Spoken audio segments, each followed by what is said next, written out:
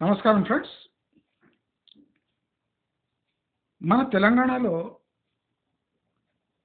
ప్రజా ప్రతినిధులు కానీ, పొలిటికల్ అఫైర్స్ చూసేవాళ్ళు కానీ, సామాన్య ప్రజలు కానీ తమ భాషను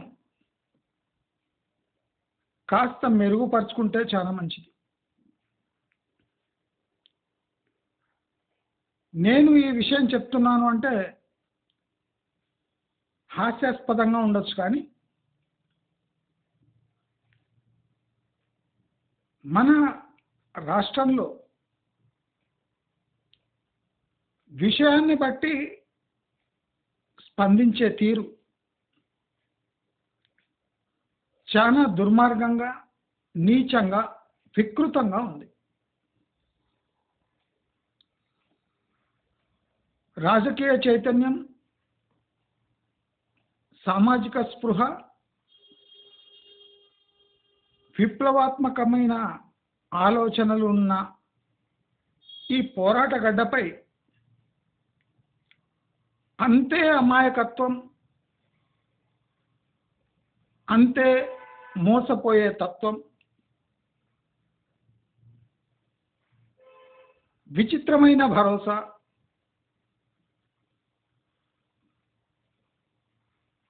తన్నిన వాడితో తన్నించుకోవడం,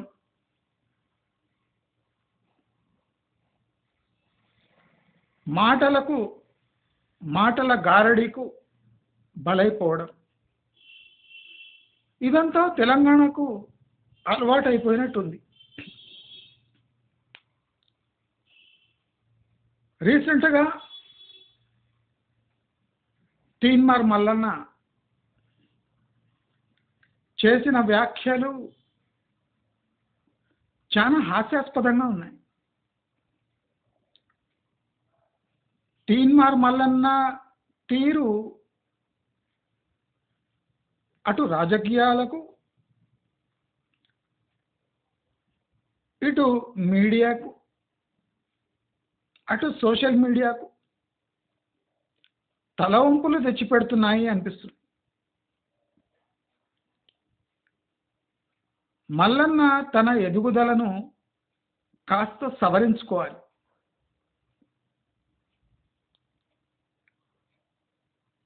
వాక్చాతుర్యం ఉండొచ్చు, కానీ ప్రజలు భరిస్తున్నారు అని విచ్చలవిడితనం తీన్మార్ మల్లన్నలో ప్రస్ఫుటంగా కనిపిస్తుంది.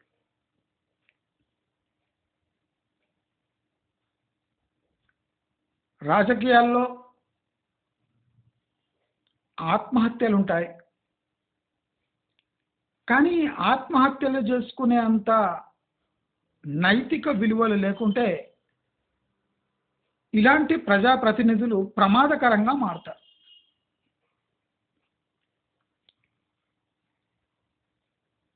కేసీఆర్ ప్రజాస్వామ్యబద్ధంగా ఎన్నుకున్న తర్వాత నియంతలా మారిపోయినందుకు మల్లన్న ఎంచుకున్న తీరు చాలా అగ్రెసివ్గా ఉండొచ్చు. ఆయన కూడా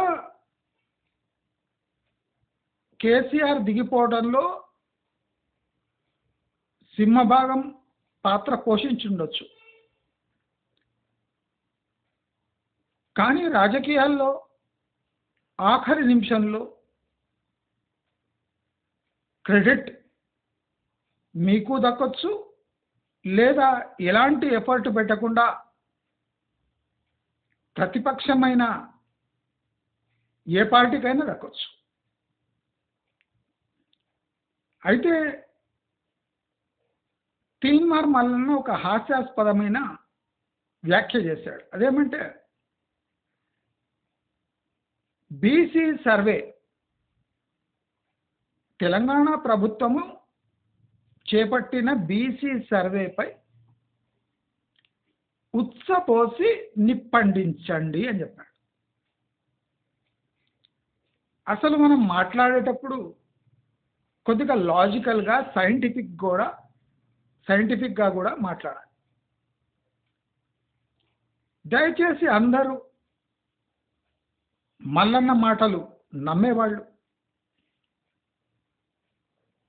ఏదైనా ఒక కాగితం తీసుకొని దానిపై మూత్రం పోసి దాన్ని నిప్పి పెట్టి చూడండి, అది అంటుకుంటుందా? మూత్రం పోసి నిప్పంటించండి అన్నాడు. మనం అదే చేద్దాం. మల్లన్న చెప్పినట్టు ఆ సర్వేపై మూత్రం పోయండి. ఫస్ట్ మూత్రం పోసి ఒక అగ్గిపెట్టె తీసుకొని దాన్ని నిప్పు పెట్టి చూడండి. నిప్పు అంటలేదు అనుకోండి, అది కరెక్ట్ రిపోర్ట్. మల్లన్న చెప్పినట్టు చేద్దాం. ఈ బీసీ సర్వే రిపోర్టు తెలంగాణ ప్రభుత్వం స్టార్ట్ చేసింది కదా, పెట్టింది కదా, దానిపై మూత్రం పోద్దాం, పోసి నిప్పట్టిద్దాం. అది అంటుకోలేదనుకోండి, అది సరైన రిపోర్టే అని అర్థం. కొంపదీసి అంటుకుందనుకోండి, అది మల్లన్న ప్రకారం చెప్పినట్టు అబద్ధపు రిపోర్ట్. సకల జనుల సర్వేలో కేసీఆర్ చేసిన ఒకరోజు సర్వే, ఈ తెలంగాణ గవర్నమెంట్ చేపించిన బీసీ సర్వే ఒక వారమో 10 రోజులు. ప్రభుత్వాలు చేసే సర్వేలు ఇక్కడ కాదు, ప్రపంచంలో ఎక్కడ పర్ఫెక్ట్గా ఉండవు. మరి సర్వే ఖచ్చితంగా ఉండాలి అంటే ఆధార్ బేస్డ్ వెరిఫికేషన్ చేస్తే సరిపోతుంది. ఈ సర్వేలు ఎందుకు చేస్తారు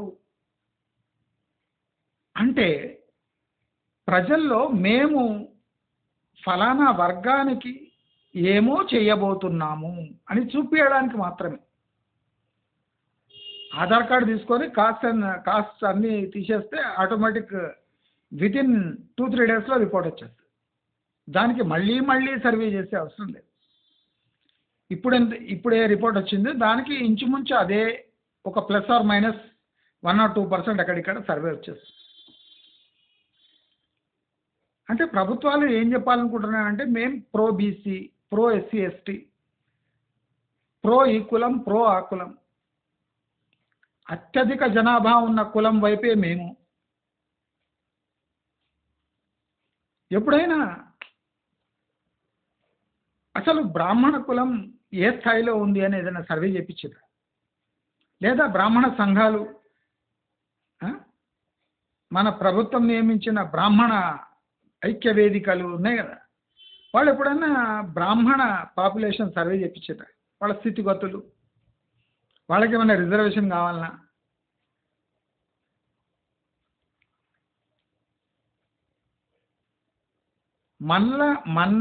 ఇప్పుడు మల్లన్న ఉన్నాడు, మల్లన్న బీసీలకు అంటే మెజారిటీ పర్సంటేజ్ ఉన్న బీసీలకు అన్యాయం జరుగుతుంది అని గట్టిగా అరుస్తుంది. మరి ఈడబ్ల్యూఎస్ కోటాపై కూడా గట్టిగా విమర్శిస్తుంది. మెజారిటీ పర్సంటేజ్ ఉన్న బీసీలకు కొద్దిపాటి అన్యాయం జరిగితే అంటే పాపులేషన్ దామాషా ప్రకారం మీకు రిజర్వేషన్ లభించకుంటే అంత అరుస్తుంటే, పేరుకు ఫార్వర్డ్ కాస్ట్ ఉండి తినడానికి గతి లేని వేల మంది, లక్షల మంది ఉన్నారు. రెడ్డిలు కానివ్వండి, బ్రాహ్మణులు కానివ్వండి, ముస్లింలు కానివ్వండి, చాలా వర్గాలు ఎఫ్సీలో కూలీ పనులు చేసుకుంటూ, ఫ్యాక్టరీలలో క్లర్క్ జాబ్ చేసుకుంటూ, ఫ్యాక్టరీలలో కూలీ పని చేసేటోళ్ళు కూడా చాలామంది ఉన్నారు. అలాంటి ఈడబ్ల్యూఎస్కి రిజర్వేషన్ ఇస్తే నీ బ్యాక్ ఎండ్లో మంటలు ఎందుకు పుడుతున్నాయి మల్లన్న?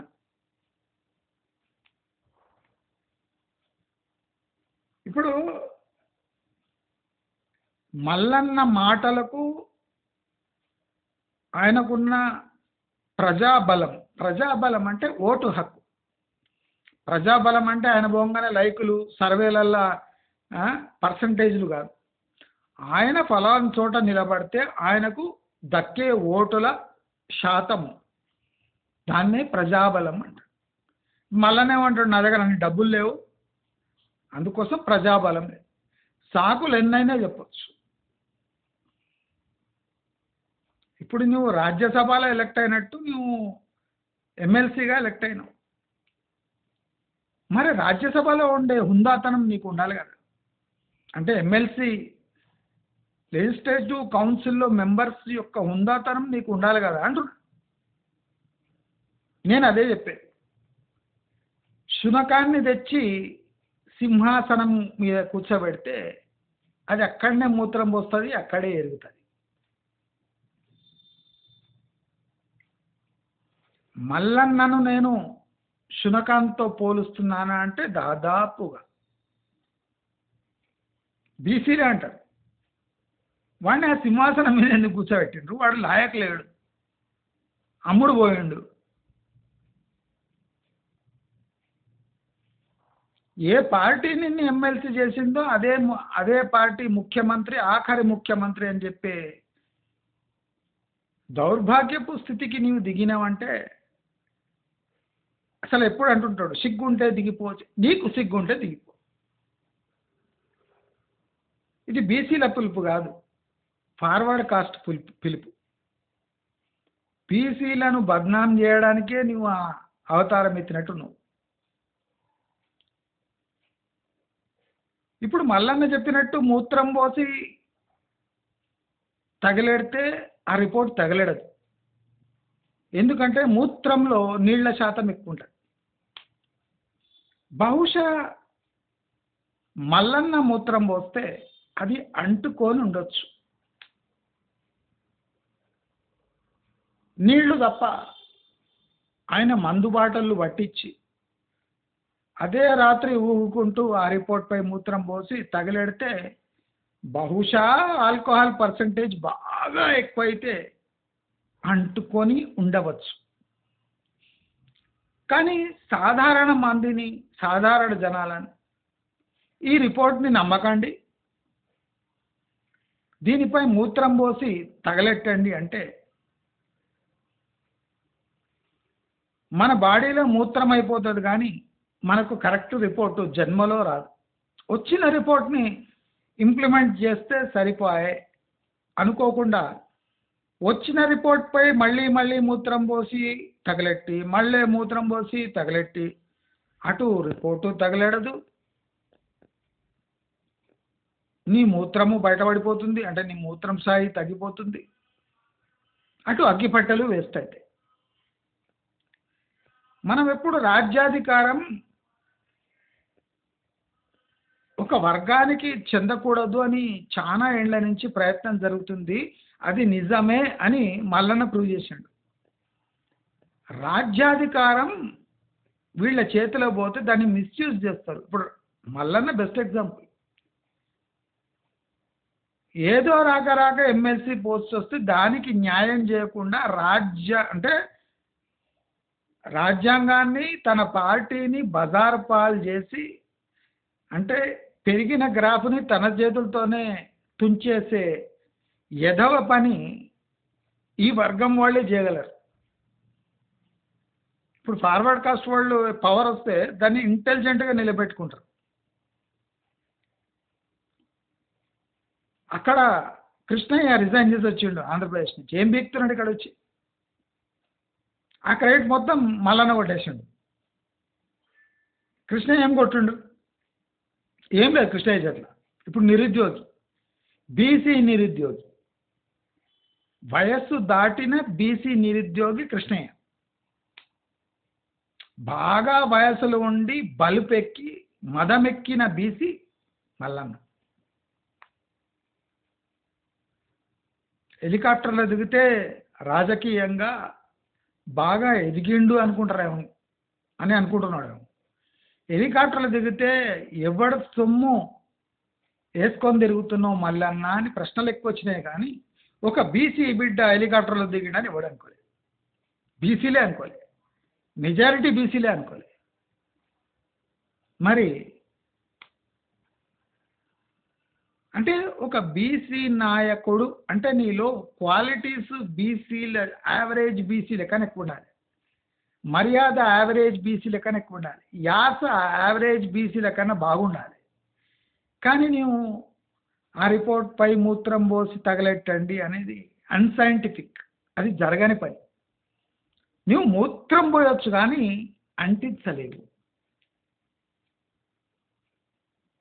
ఒకటి మాత్రం ఇప్పుడు రాజకీయ పరిణామంలో ఒకటి ఖాయం, బీసీలలో డివిజన్ తెచ్చి బీసీలలో కన్ఫ్యూజన్ క్రియేట్ చేసి కాంగ్రెస్ అనుకున్నట్టు బీసీలు తన వైపు తిప్పుకోగలము అనే ఒక ప్రయత్నం రేవంత్ రెడ్డి చేసిన, లేదా రాజకీయంగా నేను బీసీలకు ప్రతినిధిగా ఎదగాలి అని మల్లన్న ట్రై చేసిన, లేదు ఇద్దరి మధ్యలో ఆ కోతి పిల్లలాగా బీజేపీ మందకృష్ణ మాదిగకు గాలం వేసిన, అంటే ఎవరి వర్గాలకు వాళ్ళు ప్రతినిధులుగా ఎదగాలని ఊళ్ళూరుతున్నారు.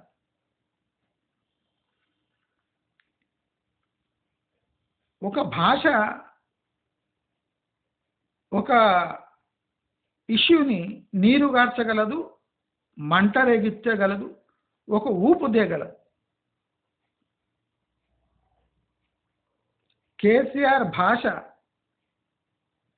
కొన్నేళ్ల వరకు బాగా అనిపించింది, కానీ తన అవసరానికి భాష వాడినప్పుడు ప్రజల్లో చైతన్యం రాదు, అసహ్యం పుడుతుంది. నీవు ప్రజల కోసం తప్పుడు భాష ఉపయోగించినా అది చెల్లుబాటు అవుతుంది, కానీ నీ స్వార్థం కోసం అదే భాష ఉపయోగిస్తే జనాలు చెప్పు తీసుకుని కొడతారు. అది కేసీఆర్ విషయంలో జరిగింది, ఇప్పుడు మల్లన్న విషయం కూడా జరుగుతుంది. నేను స్పష్టంగా రాజకీయంగా ఒక బలమైన మాట చెప్పదలుచుకున్నాను. బీసీలు ఎదగాలి అని ఒక పర్టికులర్ అజెండా పెట్టకండి. ఎప్పుడైనా సమాజంలో మీరు ఏదైనా కఠినమైన నిర్ణయము విషయము సమాజంలో వేస్తున్నారు అంటే అది అగ్ని రూపంలో వేయకండి, బీజం రూపంలో వేయండి. అన్ని చోట్ల అగ్గి పనిచేయదు, కొన్ని చోట్ల బీజం పనిచేస్తుంది. బీజాన్ని ఒక మొలకగా రూపాంతరం చెంది దాన్ని పెంచి ఒక చెట్టుగా మలిచి అప్పుడు దాని ఫలాలు పొందొచ్చు. కానీ మీ దగ్గర ఉన్న అగ్నితోని ఇతర చెట్లను కలుపులను మంట ద్వారా అంతమొందిస్తామంటే అది సమాజం ఒప్పుకోదు, ఆ అజెండా సమాజం ముందర పోనీయదు. అదే ఫార్వర్డ్ కాస్ట్ బ్రాహ్మిన్గా చెప్తున్నా. ఒక్కసారి ఫార్వర్డ్ కాస్ట్ బ్రాహ్మిన్ ఆలోచించి మాట్లాడుతున్నాడంటే మీ స్ట్రాటజీ రాంగ్ అని అర్థం. ఈ సమాజం కులాల గురించే, కులాల ప్రాతిపదికన కులాలని మాట్లాడినప్పుడు ప్రతి ఒక్కడు తన కులాల గురించి తప్పక మాట్లాడాలి. కనుమరుగైపోతున్న ఫార్వర్డ్ కాస్ట్ మనం కూడా నెత్తినేసుకోవాలి. తప్పదు. మీరు అంటే మీ కులమని కూడా చెప్పుకోలేని కులాలను అంత నెత్తినెత్తుకొని తిరిగినప్పుడు శాసించే కులాలైన ఫార్వర్డ్ కాస్ట్లు తమ కులాల గురించి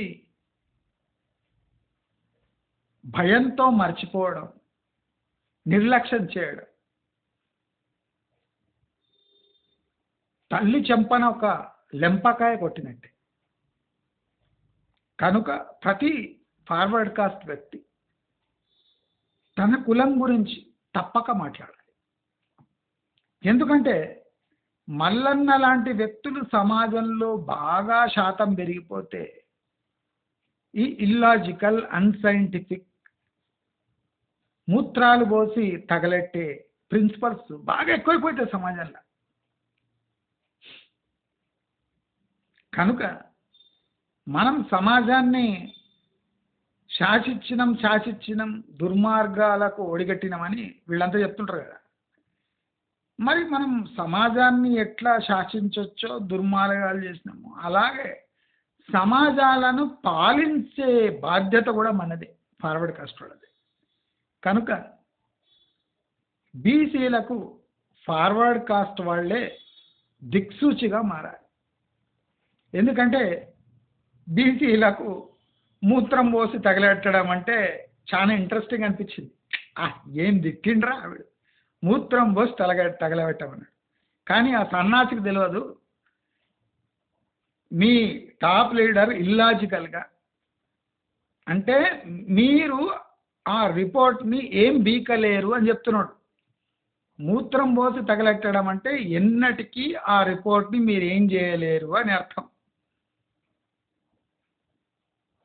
యాజ్ ఏ ఫార్వర్డ్ కాస్ట్గా నేను చెప్తున్నాను, మూత్రం పోసి తగలెట్టలేవు అంటే ఎన్నట్టు మీరు ఆ బీసీ రిపోర్ట్ని, గవర్నమెంట్ ఇచ్చిన బీసీ రిపోర్ట్ కరెక్టే, మీరేం బీకలేరు అని మల్లన్న తన యాసలో స్పృహ మరిచి కరెక్ట్గా మాట్లాడండి. ఈ వీడియో మీకు నచ్చుంటే తప్పక లైక్ కొట్టండి. తప్పకుండా నేను ఇప్పటి నుంచి రాజకీయాలపై సుదీర్ఘమైన స్పష్టమైన నా వైఖరి తెలియజేస్తాను. దయచేసి అందరూ నా వీడియో యొక్క సారాంశము, నా వీడియో యొక్క ఆకాంక్ష, నా వీడియో యొక్క ఎండ్ రిజల్ట్, నా భావన యొక్క ఎండ్ రిజల్ట్, దీన్ని గమనించి నా వీడియోలకు మీ లైకులు అందిస్తే నేను ప్రతి విషయంపై లాజికల్ రీజనింగ్ ఇచ్చి మిమ్మల్ని అందరినీ కరెక్ట్గా గైడ్ చేస్తాను. బీసీలకు కూడా ఎదిగే సూచనలు తప్పకుండా ఇస్తాను అని తెలియజేస్తూ, మీకు ఈ వీడియో నచ్చినట్టయితే లైక్, షేర్, సబ్స్క్రైబ్ చేసుకోండి. నమస్కారం.